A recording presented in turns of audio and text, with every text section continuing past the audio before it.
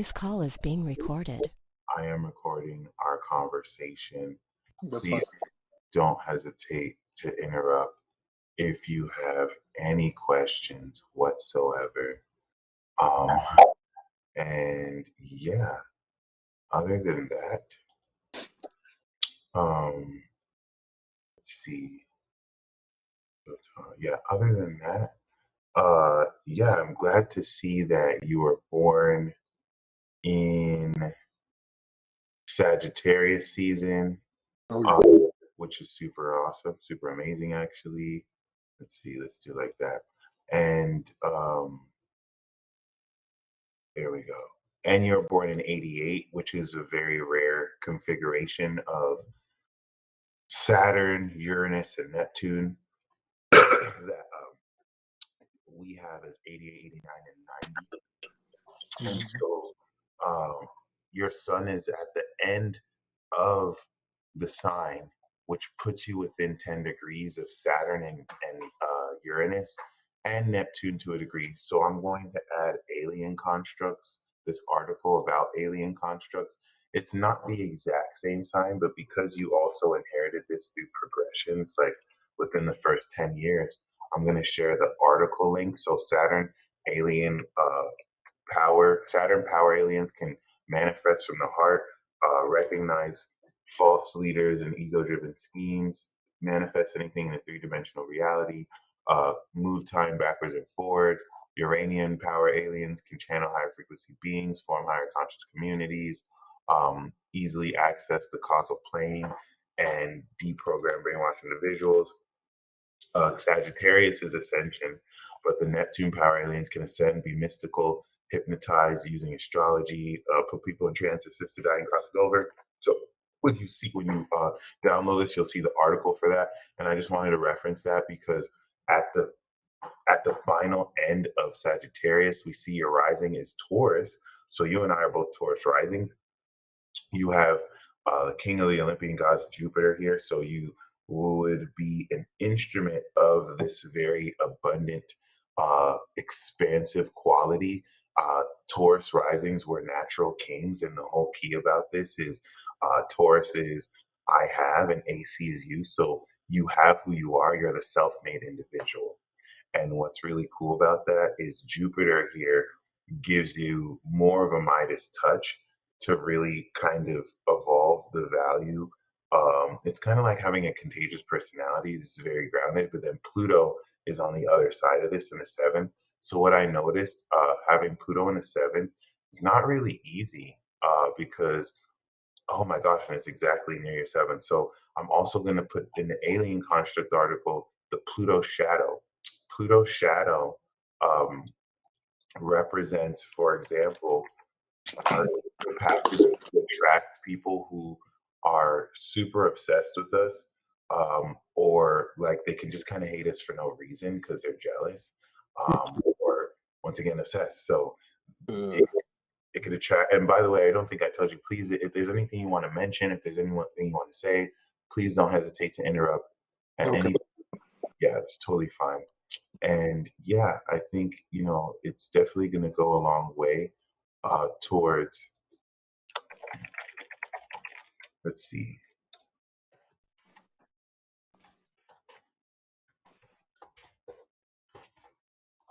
It's definitely going to go a long way towards putting you in a position to draw out from other people aspects of their darkness psychologically or their pure intent. There's a deeper significance to Pluto here than I ever thought before. And it just adds this very intense element to partnership. So there's always going to be conflict with every relationship that you have with an aspect like this that's going to facilitate more growth, awakening, and transformation. But really, like if somebody is impure, it's impossible for them to kind of sustain a relationship with you. Pluto will just kind of not make it work. So this is something that's 12. Absolutely. I'm glad that resonates because it's very intense. It's a very deep part of this chart here. And if anything, is also super revealing concerning how a lot of this plays out. So yeah, I do get the sense once again that a lot of how let me see. Okay, there we go. I'm gonna also kind of read this excerpt here around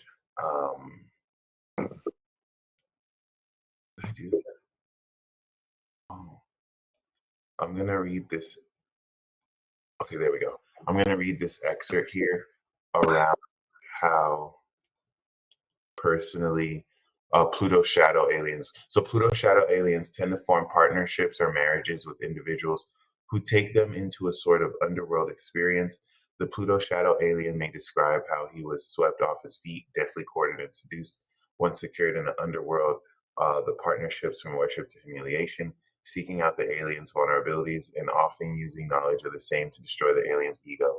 And you provide such awakening and transformation towards others in partnerships that this can also attract a sense of like not so much narcissists but like manipulative people who want to control you and then kind of keep that in mind. So the seventh house is open enemies, so that's also going to be the quality of enemies that you attract to more pure obsessive dark people or society. Since you're an individual king, the opposition is like that society, that aspect of society that may like treat you as taboo or just kind of like demonize you in a certain sense.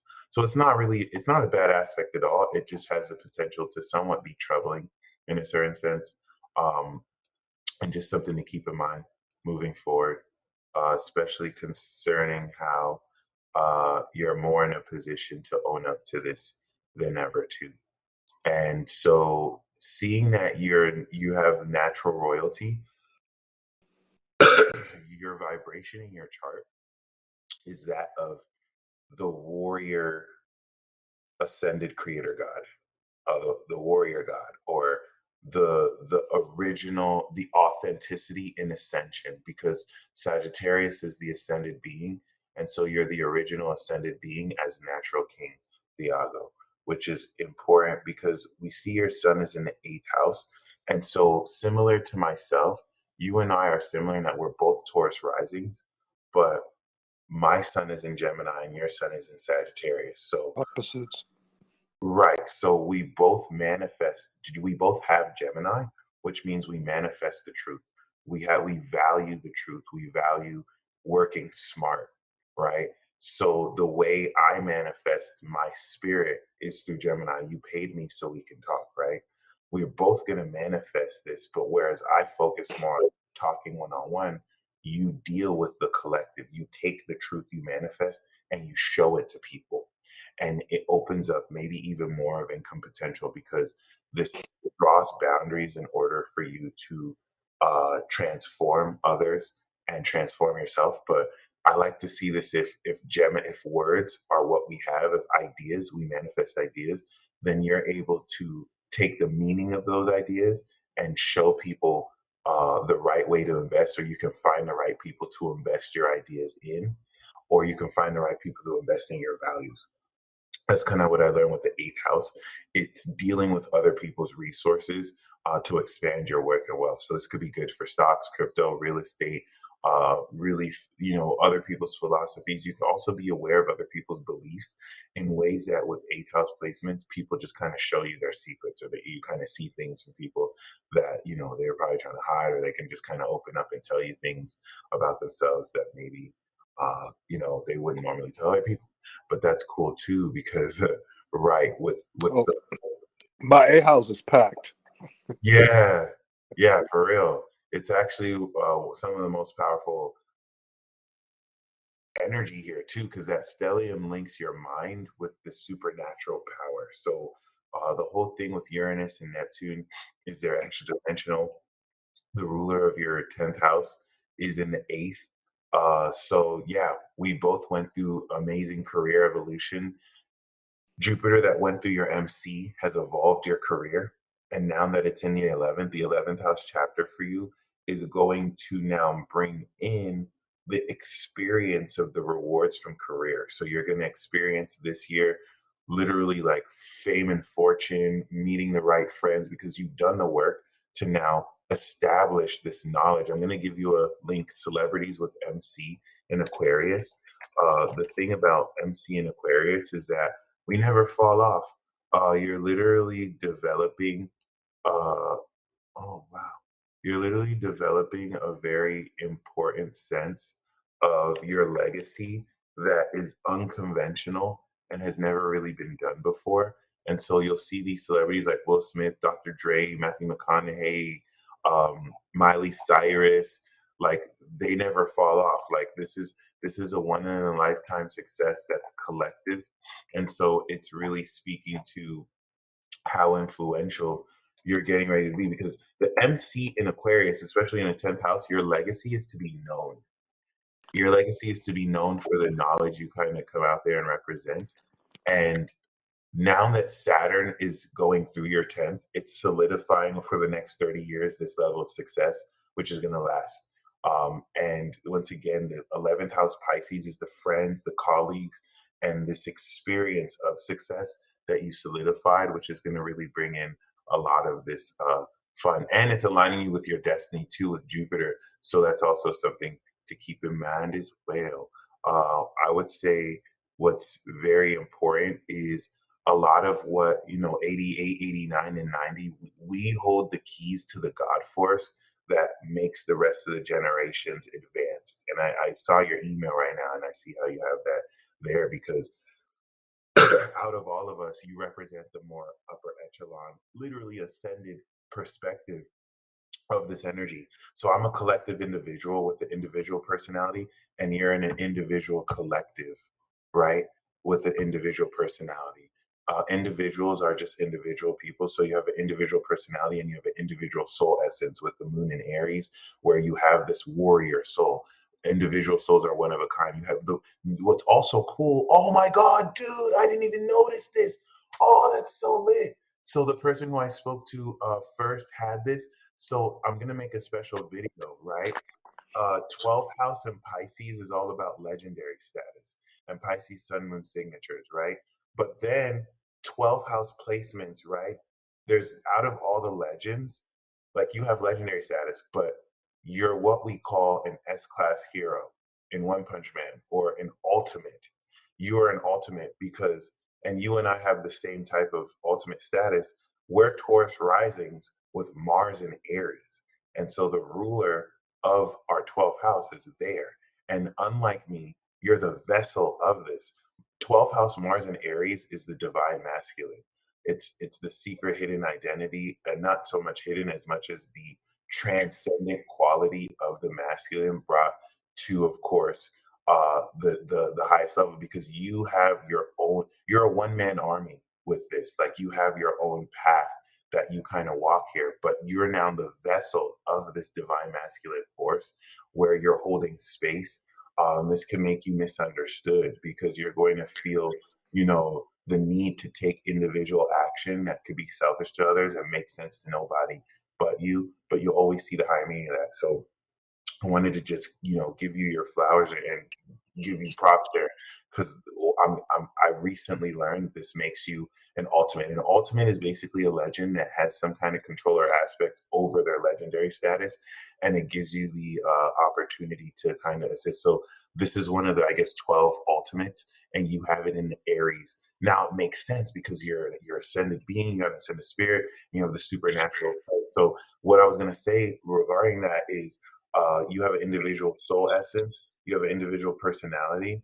Um, the socials are like superhuman, where individuals are that unique individuality, and then collectives are like gods. So I would be like a god class individual, but you would be like an individual God or creator God, where you're bringing your awareness of everything and your all seeing capacity and how you can see into the meaning of how it portrays to everyone philosophically, but you're feeling individual feelings towards that. You have your own individuality that doesn't allow your ego to get blended, which, the 12th house Aries is surrendering to inaction and surrendering to our masculine urge to have to make the first move. Like we'll still Mars and Aries, we're still gonna make the first move, but like it's surrendering that masculine need to like control and take action prematurely because where the Taurus rise, that's what I kind of learned. Like I'm very reckless with the Mars and Aries. I just move around a lot, but the Taurus rising is to just stand firm and to allow our magnetic quality to allow things to come to us. And this is going to time things well with Uranus and Neptune because that Capricorn energy is literally like I was going to say a leash. To our Aries, which is like a dog in a certain sense. Because Mars and Aries, by the time we can think about what we're doing, we already did. And it's awesome and this could be reckless. And this could be a place of undoing because we can just kind of take so much reckless action that, sometimes the Aries can be super savage and like, it doesn't give a fuck. And as natural royalty, I guess it can undo our character. But really the purpose of this alchemically is we always feel like we need to do something. We have to take action. And it's not that we don't, it's that we're feeling the inertia of that energy to where as a Taurus rising, it'll allow things to come to us, which we desire to go to it. That's the thing. So the 12th house is sacrificing that and allowing things to come. And then when it's the right time to take that action instead of acting too prematurely. So it's kind of like taking that power back completely, but it's a legendary quality and aspect of you now as an ultimate, which makes sense too, seeing that Neptune, Uranus, Saturn, and Mercury here is some of the most supernatural stellium of energy in the 8th to the 9th that has you deal with, the integrity of other people and utilize these superpowers because as a Sag Sun, you manifest this physically and how you literally beef and ascend your physical stature and take action through this too. So Mercury is going to make you super psychic here. It's like a sense of body language telepathy too, where you can kind of literally read what people's bodies are saying. And it adds this discipline to how powerfully you can manifest this physical power. And Uranus and Saturn, I want to think of this as your imagination with Neptune and then Uranus with the causal mind. You're drawing from out of this realm to manifest through Saturn in reality. And this now forms your philosophy. It forms your way of life, how you kind of lead forward with your philosophical actions or beliefs rather. And this makes you an indirect teacher of success, where our bodies move on its own with this energy and it adds this element of like ultra instinct. But now because Chiron is opposite this in Cancer for us, what this does is it puts you in a position to heal very sincerely the feeling of falling in a second a bit, how valuable you are because you're healing the value of your ideas. And Chiron in the second in Cancer can sometimes feel not worth it when a lot of that is induced by the psychological manipulative tactic of the Capricorn to kind of gaslight you, to gaslight your values of feeling like good enough and now communicating those ideas and communicating your emotions healthily without feeling like you didn't say it right enough or that your feelings aren't valued and not even just emotions but more so how you feel about yourself. And so this is what allows in a sense, a form of healing communication where your words can trigger people, but also heal any emotional blocks and wounds that people go through.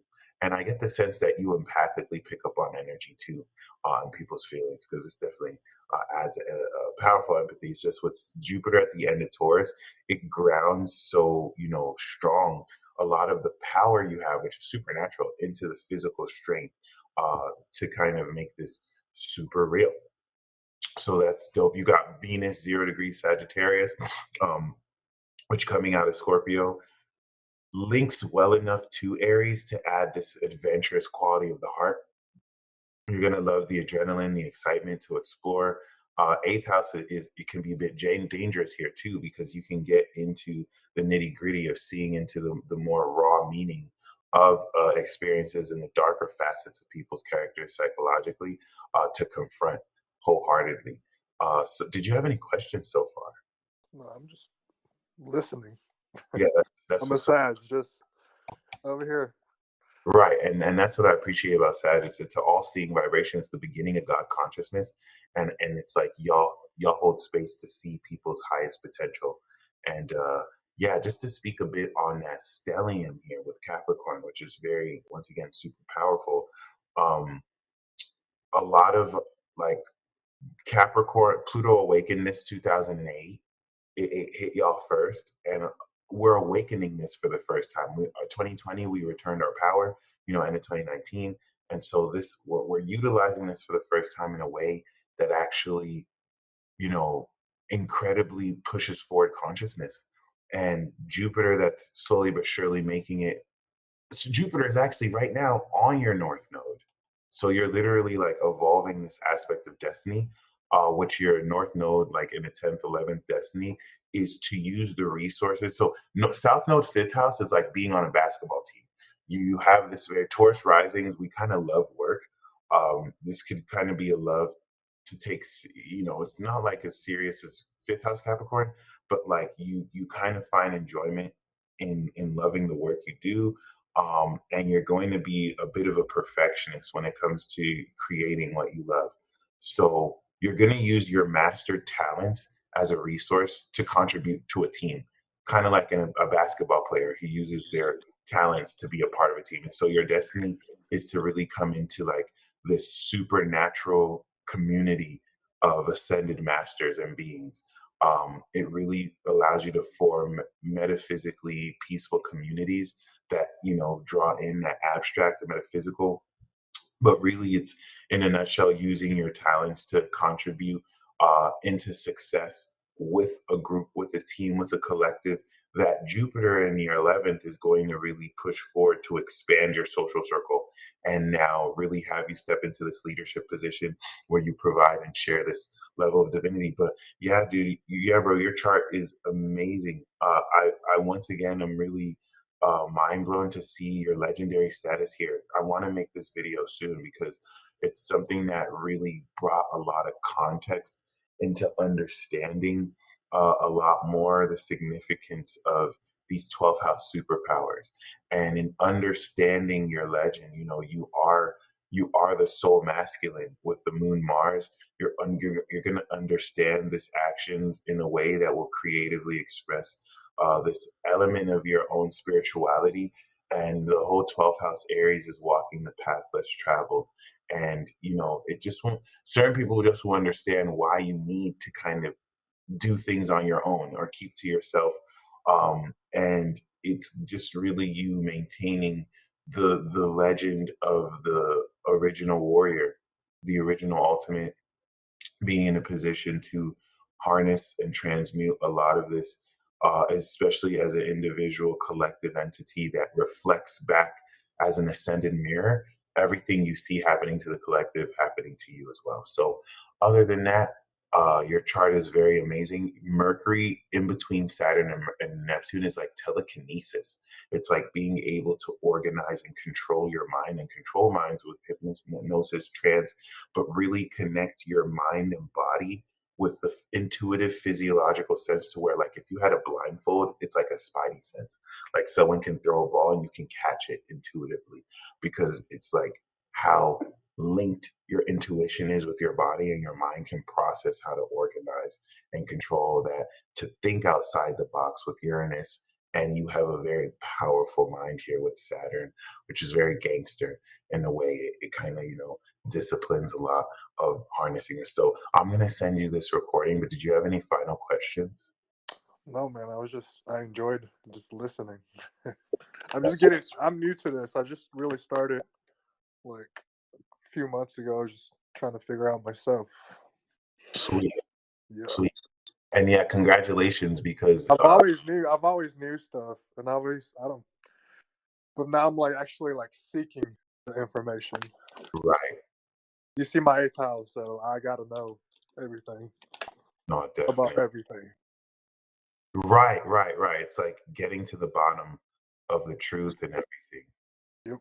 which is very key. So I'm going to send you this recording right now, Okay. and you stay blessed as always. And yeah, feel free to keep in touch if there are any questions you want to mention or anything. I got you. All right, man.